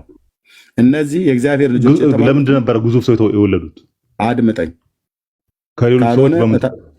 ካልሆነ ታች ትወርዳለህ። ብራዘርዬ ጥያቄ ጠይቀሃል አይደል? እያወራሁ ነው። ለምንድን ነበር አጫጭር ሆኑ ወፋፍራም ሆኑ ገዘፉ አይደለም፣ ቁመታቸው ላይ አይደለም። አሁን በመጀመሪያ የእግዚአብሔር ልጆች የተባሉት እነማን ናቸው ብለህ አልከኝ አይደል? እነዚህ የእግዚአብሔር ልጆች የተባሉቱ የእግዚአብሔር መንፈስ ያለባቸው ሰዎች ናቸው። የታለ የእግዚአብሔር መንፈስ ያለባቸው ሰዎች ናቸው ብሎ የሚለው ብለህ ካልከኝ የሰው ልጆች የተባሉቱ የእግዚአብሔር መንፈስ የሌለባቸው ሰዎች ናቸው። የእግዚአብሔር ልጆች የተባሉቱ ግን የእግዚአብሔር መንፈስ ያለባቸው ሰዎች ናቸው። ሁለቱም ሰዎች ናቸው። ግማሾቹ የእግዚአብሔር መንፈስ የሌለባቸው የሰው ልጆች ተብለው ተጠርተዋል። የእግዚአብሔር መንፈስ ያለባቸው ግን የእግዚአብሔር ልጆች ተብለው ተጠርተዋል። የቱ ጋር እንደዚያ ይላል? የእግዚአብሔር ልጆች ብሎ የሚለውን ይሄው እዚህ ጋር ይዩት ወንድሞች እናቶች። ኦኬ። እግዚአብሔርም ቁጥር 3 መንፈሴ በሰው ላይ ለዘላለም አይኖርም፣ እርሱም ስጋ ነው፣ ዘመኖቹም 120 ዓመት ይሆናሉ አለ። አየ መንፈሴ ለዘላለም በሰው ላይ ምን አይኖርም። ኦኬ ዘመኑም ጥቂት ነው 120 ዓመት ይሆናልና ብሎ አለ ይላል። ይሄ የአምላክ የእግዚአብሔር መንፈስ የነበረባቸው ሰዎች ናቸው እግዚአብሔር ልጆች የተባሉት እንጂ መላእክት አይደሉም። ከየት ወዴት አገናኝታችሁ ነው የምታወሩት? መንፈሱማ ሁሉም ሰዎች ላይ እኮ እንደነበረ ነው እዚህ የለም አይልም። ቃየል ላይ የእግዚአብሔር መንፈስ ነበር። አንድ ባንድ እያነበብ ነው እንሂድ። አድመጠኝ ብራዘር። ቃየልን ታውቀዋለህ? አልነበረም ይላል። ቃየልን ታውቀዋለህ ወይ ወንድሜ? አውቀዋለሁ። ቃየል ላይ የእግዚአብሔር መንፈስ ነበረ? አውቀዋለሁ። አልነበረም ይላል ወይ? አድመጠኝ፣ የጠየቅኩህን መልስልኝ። ቃየል ላይ የእግዚአብሔር መንፈስ ነበረ ወይ? በሁሉም ሰዎች ላይ አለ ብለሃል። ቃየል ላይ የእግዚአብሔር መንፈስ ነው ወንድሜ? እየሰማኸኝ ነው? ካልሆነ ምንም አላዋቂነትህን ብለህ ለማስጣት ከሆነ እንትን አትበል። ቃየል ላይ አንተ በሰዎች ሁሉ ላይ እግዚአብሔር መንፈስ ነበረ ብለሃል። ኦኬ ቃየል ላይ እግዚአብሔር መንፈስ ነበረ?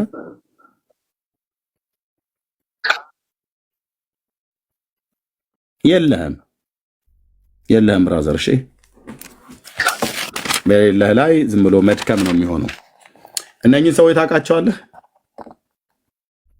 አዳም፣ ሴት፣ ሄኖስ፣ ቃይናን፣ መላልኤል፣ ያሬድ፣ ሄኖክ፣ መቱሳላ፣ ላሜህ፣ ኖህ ታውቃቸዋለህ? እነኚህ ሰዎች ምዕራፍ 10 ደግሞ እዚህ ደግሞ ስንሄድ ኖህ ሴምና ካም ያፌትን ወለደ። ከሴም ነገድ ደግሞ አርፋክስድ፣ ቃይናን፣ ሳላ፣ ኤቦር፣ ፋሌቅ፣ ራግው፣ ሴሮህ፣ ናኮር፣ ታራን፣ አብርሃም። እነዚህ ታውቃቸዋለህ? እነዚህ ሰዎች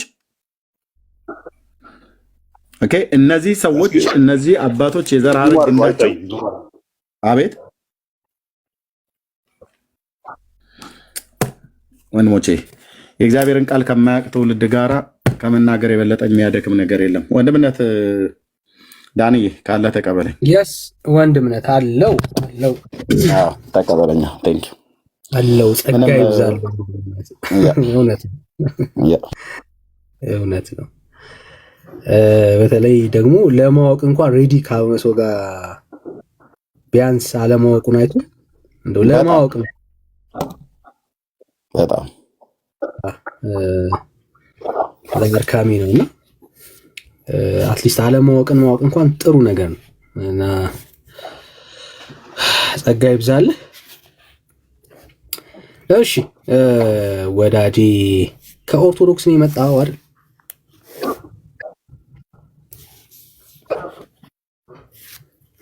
ወንድም አለ ሊሃንተ ብራዘር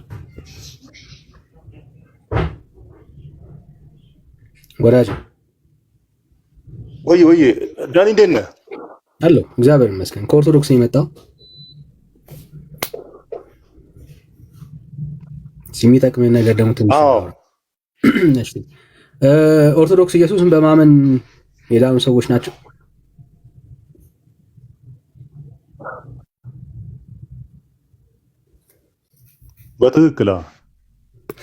በትክክል ኢየሱስን በማመን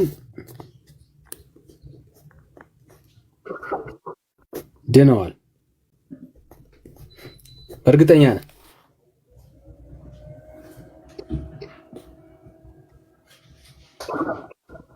እስኪ ዳኒ አንድ ጥያቄ ልጠይቅ። እስኪ እርግጠኛ ነህ ወይ ብራዘር?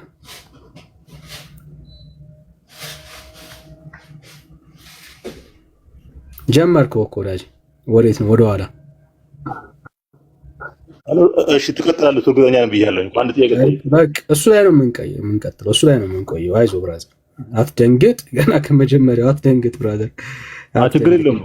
የሚያስደነግጥ መበርታት ነው። ቆይ አልጨረስንም። ስንጨርስ ደግሞ ትጠይቀኛለህ። በጣም ለመመለስ እርግጠኛ ነኝ ወዳጄ። እሺ ኢየሱስን በማመን ድነናል። እሺ አይ በኋላ ደነግጥልሃለሁ፣ ግን አሁን እንትን ልበላ። አንድ ጥያቄ ልጠይቅህ። አሁን ገና ጥያቄ ስትጀምር ገና የመጀመሪያ ጥያቄ ላይ መደንገጥ የለብህም ወዳጄ። አሁን ሀሳብ ላይ እንቆይ፣ እንቀጥል። እንዳልዳንክ ላሳየህ። አሁን አልደነገጥኩም። ቆይ በኋላ አልደነገጥኩም እኮ እንዳልዳንክ ላሳየህ። አሁን አልቀበልህም ጥያቄ ብራዘር። ገና ይሄ የመጀመሪያ ጥያቄ ነው። ገና ነው። ስንጨርስ ደግሞ ትጠይቀኛለህ። ችግር የለም መልስልሃለሁ። እንደ አንድ ኦርቶዶክሳዊ ኢየሱስን በማመን ድኛለሁ ብላ ድኛለሁ ስትል ምን እያልከኝ ነው ያለው? ልጻፍልህ እንዳትክደው በኋላ።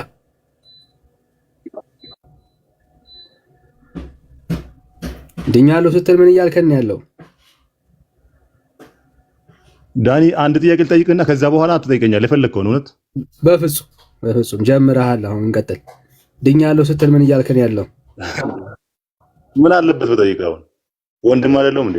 እንዳልዳንክ ካሳየው በኋላ ትጠይቀኛለህ። አሁን ድኛለሁ የሚልም ትምከትህን እንዳልዳንክ ላሳየ ስለሆነ ማለት ነው። ድኛለሁ ስትል ምን እያልከኝ ያለው? ነው ያምኛለሁ። በቃ አሁን አሳይተኸኛል። አሁን ገና አላመንክም ብራዘር። ልታግዝህ ብዬሽ እኮ ነው ቀድሜ በትክክል ድኛለሁ ወይ ዋሽቼ ነው በለኛ። ተሳስቼ ነው ዋሽቼ ነው በለኝ።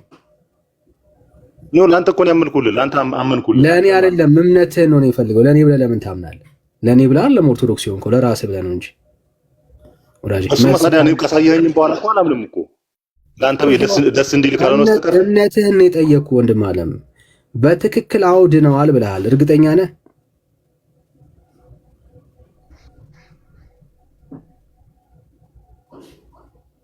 የኔ መልስ ነው የፈለግከው? ለአንተ የሚሆን መልስ መልስልህ። እምነትህን ብራዘር። ልክ ነው ወይ? እርግጠኛ ነው ወይ? ድነዋል አለን ብራዘር። ድነዋል ማለት ምን ማለት ነው? ከምንድን ነው የዳንከው? ሲኦል ከመግባት ነው። ሲኦል ከመግባት አጭራጭ አድርገው ብዬ ነው። እንዲህ ነው እንደዛ ነው ማብራራት ምናምን ጊዜ ከመውሰድ። እሺ ሰምታችሁታል። ኦኬ ሲኦል ከመግባት ነው የዳንከው። ጽፌልሃለሁ በደንብ ወዳጃችን። ሲኦል ከመግባት ነው የዳነው እንዳትረሱ። አሁን ሲኦል አይገባም ማለት ነው። ኦኬ ሲኦል እንዳትገባ ወይ ደግሞ ከሲኦል የዳንከው ምን አድርገን? አመኜ ተጠምቄ ስጋና ደም ወስጄ ተጠምቁ። እሺ ስጋ ደሙን ወስዱ እንዳትረሱ። አምነሃል? አምኛለሁኝ። ተጠምቀሃል? እንዳትረሱ የሚለው አልጻፍከውም። እሺ ተጠምቄያለሁ። ስጋ ደሙን ወስደሃል? እሺ ዛሬ ብትሞት ገነት ነው ወይስ ሲኦል ነው የምትገባው? ገነት። ዛሬ ብትሞት የት ነው? ገነት። ገነት አለ። ሰምታችሁታል። ኦርቶዶክስ ሰው የሚድነው በእምነት ብቻ ብላ ታስተምራለች? አታስተምርም። ከዚህ ውስጥ ስራ የትኛው ነው? መልካም ስራ ነው የምትለው? ከዚህ ውስጥ ስራ የትኛው ነው ብራዘር? መጠመቅ ወይስ ስጋ ደሙን መውሰድ ወይስ እምነት? ስራ የትኛው ነው? እምነት ውስጥ መልካም ስራ አለበት። ወንድም አለም የጠየቅኩ ስራ የትኛው ነው ያልኩ። እምነት ውስጥ አለ። እምነት ውስጥ ስራ አለ። እምነት ውስጥ በቅንፍ ውስጥ ያልሞተ እምነት ብለህ ጻፍልኝ። እሺ ጥሩ። እምነት ውስጥ ምን አለ? ስራ አለ አለን ብራዘርስ። እሺ አስተውሉ። አሁንም በደንብ በማስተዋል እንስማ። እሺ በስንት ዓመት ነው የዳንከው?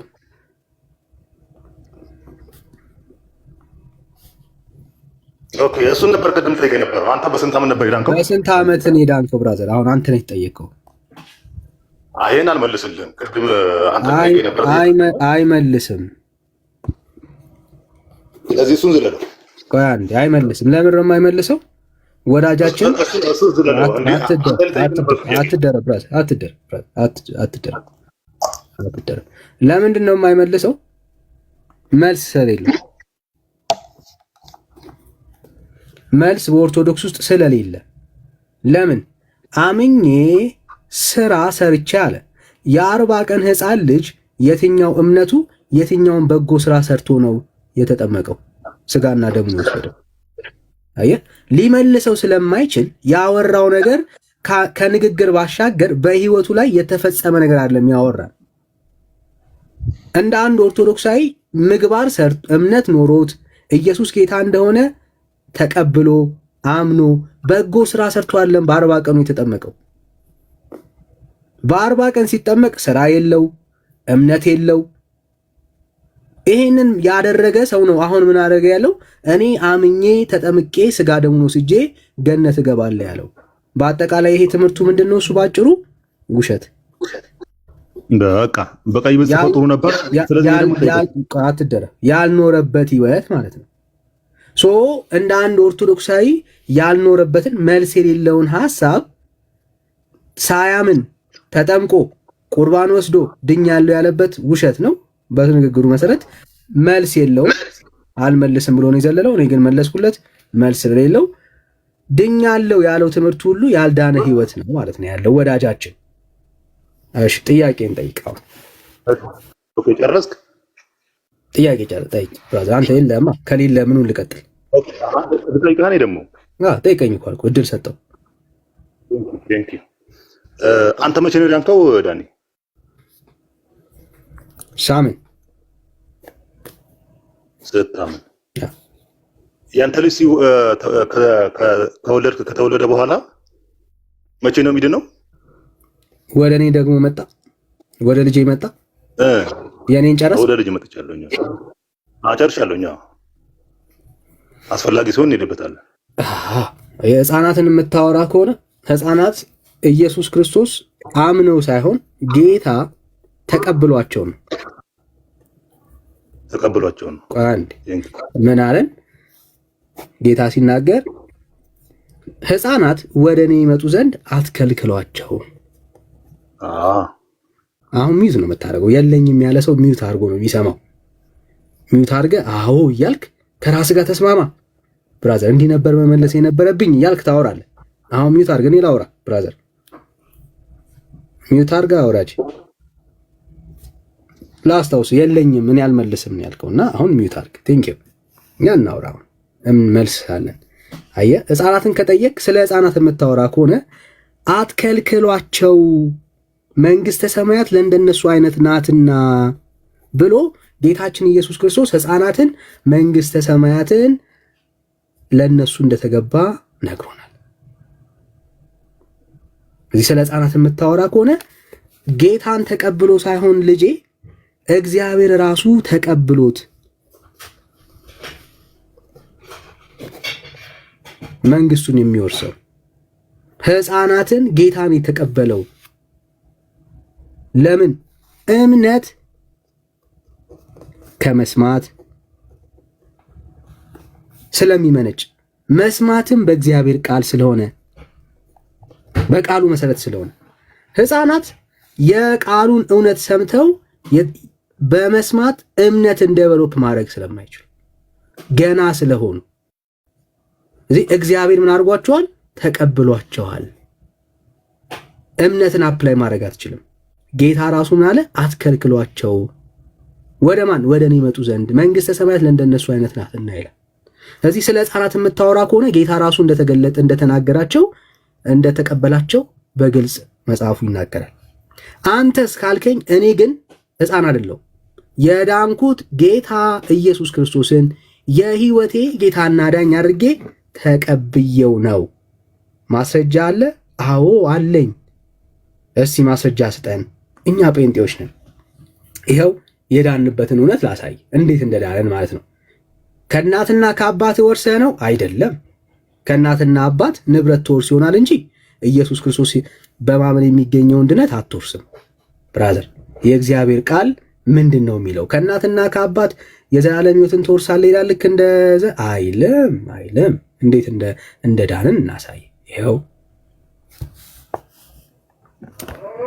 ኢየሱስ ጌታ እንደሆነ በአፍህ ብትመሰክር እግዚአብሔርም ከሙታን እንዳስነሳው በልብህ ብታመን ትድናለህና። ይሄ ቃል ነው በእኔ ሕይወት የተፈጸመው። ኢየሱስ ክርስቶስ ምን እንደሆነ ጌታ እንደሆነ በአፌ መስክሬ እግዚአብሔርም ከሙታን እንዳስነሳው በልቤ አምኜ ድኛለሁ። ለምን? ሰው በልቡ አምኖ ይጸድቃልና በአፉ መስክሮ ይድናልና ይላል። ሰው ብሎ የሚያወራው ስለ ሕፃናት አይደለም። ሕፃናት በልባቸው የማመን ደግሞ በአንደበታቸው የመመስከር ህይወት ውስጥ አይደሉም፣ ገና ናቸው። እያወራ ያለው በልቡ አምኖ መመስከር ስለሚችለው ስለኔና ስላንተ ነው የተናገረ ያለው። መጽሐፉ በእርሱ የሚያምን ሁሉ አያፍርም ይለናልና እኛ ዛሬ ብንሞት የማናፍርበት ምክንያታችን ባመንነው በክርስቶስ ኢየሱስ የተነሳ ነው። ስራችን አይደለም፣ ስራቸው አይደለም፣ ምግባራችን አይደለም፣ ምግባራቸው አይደለም። ያመንነው ጌታ የሚያሳፍር ጌታ አይደለም። አየህ፣ ሰው ብዙ ነገር አምኖ ሊያፍር ይችላል። እኛ ግን ያመንነው የሚያሳፍር ጌታ አይደለም። መጽሐፉ ሲናገር በእርሱ የሚያምን ሁሉ ነው የሚለው። አንዳንዶች አይልም። ብራዘር፣ በኢየሱስ የሚያምን ሁሉ አያፍርም። ዛሬ ቢሞት የት እንደሚሄድ ጠንቅቆ ያውቃል። ዛሬ ብንሞት ሁላችን የማያሳፍር ጌታ ስላመንን ምን አለን? የዘላለም ሕይወት አለን። ድነናል፣ ጸድቀናል፣ የእግዚአብሔርን መንግስት ወርሰናል። ለምን ብራዘር? ያመንነው ኢየሱስ የሚያሳፍር ጌታ አይደለም። ኦኬ፣ አልጨረስኩም እንዴ ዳኒ? ብራዘር፣ ገና ነኝ ብራዘር፣ ገና ነኝ። ባይሁዳዊና የእግዚአብሔርን ቃል በደንብ ስማ ብራዘር። ላስታውስ ብዬ ነው። መልስ የለኝም ነው ያልከኝ፣ እድል ሰጥቼ አልመልስም ያልኩት። መልስ የለኝም አልመልስም ያልኩት ይሄ እኮ እኛ ትምህርት ነው። አሁን መልስ የለኝም ነው ያልከኝ። ይኸው ጽፌልሃለሁ ብራዘር፣ ጽፌልሃለሁ። መልስ ቢኖርህ ኖሮ ትነግረኝ ነበር። መልስ ቢኖርህ ኖሮ ትነግረኝ ነበር። አሁን ሚዩት አድርግ ብራዘር፣ እመልሳለሁ። መልስ ካለ አሁንም እቀበላለሁ። ምን ችግር አለ? አይ መልስ ስለሌለው ሰው አሁን መልስ አለኝ ስል እኔ አንተ አሁን ማውራት መጀመር የለብህም። መልስ የሌለው ሰው ይሰማል። ወንድም አለ ተመሳሳይ ነገር ነው የምታወራው። ታዲያ መልስ የእግዚአብሔር ቃል ይሄ ነው ወዳጅ፣ ይሄ ነው። የዳንበትን ሚስጥር ነው እየነገርን ያለን። የተክለ ሃይማኖትን፣ የዘራ ብሩክን፣ የፈረጎን ታሪክ አይደለም የምናወራው። እነሱ የዘረዘርካቸው የጠራቸው ስሞች የሚያሳፍሩ ስሞች ናቸው። አሁንም ማወራህ ብራዘር አንዴ ሚውት አድርግ ወዳጅ። አሁን የጠራውልህ ስም የማያሳፍር ስም ነው። ሊሰለች ይችላል ብራዘር፣ ልረዳህ አልችልም። ለእኛ ግን አይሰለቸንም። ረዘመብህ? አዎ እንደውም አጠረብን ብራዘር። 24 ሰዓት ስለዚህ ጌታ ብናወራ አያጥርብንም፣ አይረዝምብንም ብራዘር። ይኸው በአይሁድና በግሪክ ሰው ልዩነት የለምና አንዱ ጌታ የሁሉ ጌታ ነውና ለሚጠሩት ሁሉ ባለጠጋ ነው። እንዴት ነው ዳኒ የዳንከው ካልከኝ በምጠራው ጌታ። ማን? የናዝሬቱ ኢየሱስ፣ የነገስታት ንጉስ፣ የጌቶች ጌታ ይባላል። ማተሙን ሊፈታ የቻለ ብቻውን ብራዘር፣ እሱ ጌታ ባለጠጋ ነው። አረ ተው ዳኒ። አዎ ብራዘር፣ እንደውም ይላል ቃሉ የጌታን ስም የሚጠራ ሁሉ ይድናል። ሃሌሉያ ብራዘር። የጌታን ስም የሚጠራና አንዳንዱ አላለም። የጌታን ስም የሚጠራ ሁሉ ምን ያደርጋል? ይድናልና። እኛ ጴንጤዎች የጠራነው ኢየሱስ ጌታችን፣ አምላካችን፣ መድኃኒታችን ስለሆነ ብራዘር እንደምንድን እርግጠኛ ነን። ለምን? ከጠራነው ስም የተነሳ እሱ አምላክ ስለሆነ፣ ጌታ ስለሆነ፣ ንጉሥ ስለሆነ ብራዘር። አረ ተው፣ ይሄ እኮ አዲስ ትምህርት ነው፣ በአዲስ ኪዳን ነው ይሄ ሁሉ የመጣው ካልከኝ አይደለም። ይሄ ቁጥር 32 ላይ እንደዚህ ይላል። ይሄ አባቶች የተከተሉት እምነት ነው። ይሄ ጌታን የሚጠራ ሰው ምን ያደርጋል? ይድናል። ይኸው ኢዩኤል በትንቢቱ እንደዚህ ብሎ ይነግራል። እንዲህም ይሆናል የእግዚአብሔርን ስም የሚጠራ ሁሉ ይድናል። ሃሌሉያ። የማንን? የእግዚአብሔርን ስም የሚጠራ ሁሉ ይድናል።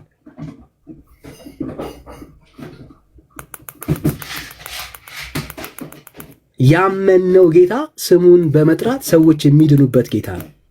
የሚያሳፍር ጌታ አይደለም፣ የሚያዝ ነው።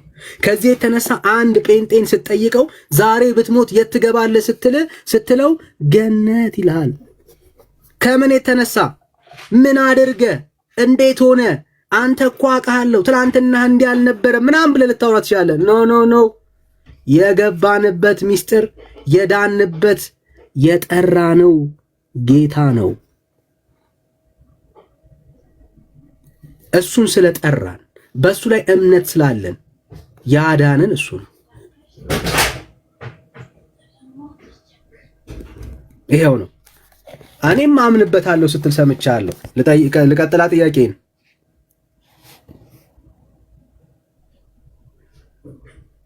ያው ማይክን ክፈትና ልቀጥል ጥያቄውን ከምታምንበት ከሆነ እሺ። ያ ቀጥልሽ።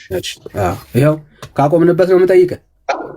ይሄው አንተ አምነህ ነው በስንት ዓመት ላይ ነው የዳንከው? እሺ ቴንክ ዩ። እሺ ቅድም ለምሳሌ ያንን እንድጠይቅ የነበረው እኔ በትንሹ ከ10 በላይ የሆኑ ፕሮቴስታንቶች ጠይቄያለሁ ከዚህ በፊት። አንድ የ2 ዓመት ህፃን ቢሞት ወደ ጥያቄ ነበር የጠየኳቸውና ሁላችንም ሲሆን ነበር ያሉኝ። ምክንያቱም አላመንኩም። ወደ ጥያቄ እቺ ትምህርት ወዴት ወሰዳችኋት? ከኛ ወስዳችሁ ቀጥታ ስትናገር ነበረውና ወደ ጥያቄ በቃ ያው እየመለስኩልህ ነው እኮ በተዋሪ እየመለስኩልህ ነው። እስካሁን እኛ የምንጠመቀው እኔ አንተን የጠየቅኩህ ብራዘር በስንት ዓመት ነው የዳንከው? በ40 ቀን ትጠመቃለህ። ታውቃለህ ምን አይነት ጥያቄ ነው የምጠይቀኝ? በ40 ቀን ትጠመቃለህ። ጥምቀት አስፈላጊ ስለሆነ ማለት ነው። ጥምቀት ለድህነት ነው ብለው ነው። በስንት ዓመት ነው የዳንከው? ጥያቄው እሱ ነው። መንተባተቡን ተውና ወዳጄ ሐሳብን ሰብሰብ አድርገህ አውረኝ። በስንት ዓመት ነው የዳንከው? ስወለድ ጀምሬ ድኛለሁኝ እኔ ካወቅኩኝ በኋላ ግን ሲወለድ ጀምሮ ምክንያቱም ከኦርቶዶክስ የዳነ ሰው ነው የተወለደው ማለት ነው። በጣም ጥሩ። ስትወለድ ጀምሮ አንተ የእግዚአብሔር ልጅ ነህ ማለት ነው።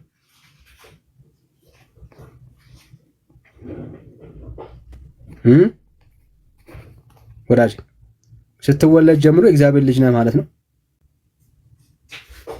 ብራዘር አፍጥነዋ።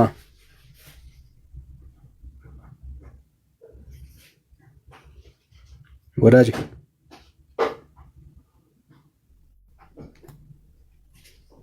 ና እንጂ ብራዘር፣ አይነቀ ወዳጅ፣ በርታ ወንድሜ። ፒስ ነው። እንዴት ነው ፋይቱ? ገና ነው። ሮያሌ ቆይ መጣው። በርታ ብራዘር፣ አይዞ ወዳጅ።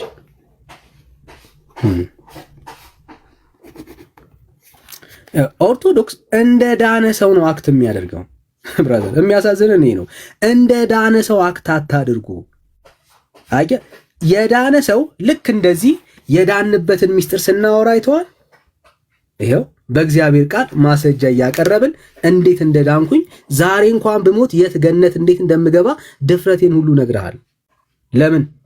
የዳንኩበት እውነት ግልጽ ስለሆነ ማለት ነው። አንተ ኦርቶዶክሳዊ የሆነ ኢየሱስ ክርስቶስን በማመን ግን እንዳልዳንክ አሳያለሁ። እኔ ኦርቶዶክሳዊ ነኝ፣ ኢየሱስን በማመንማ ድኛለሁ የሚል ኦርቶዶክስ ካለ ሌላ ተረኛ ካለ እንቀበላለን።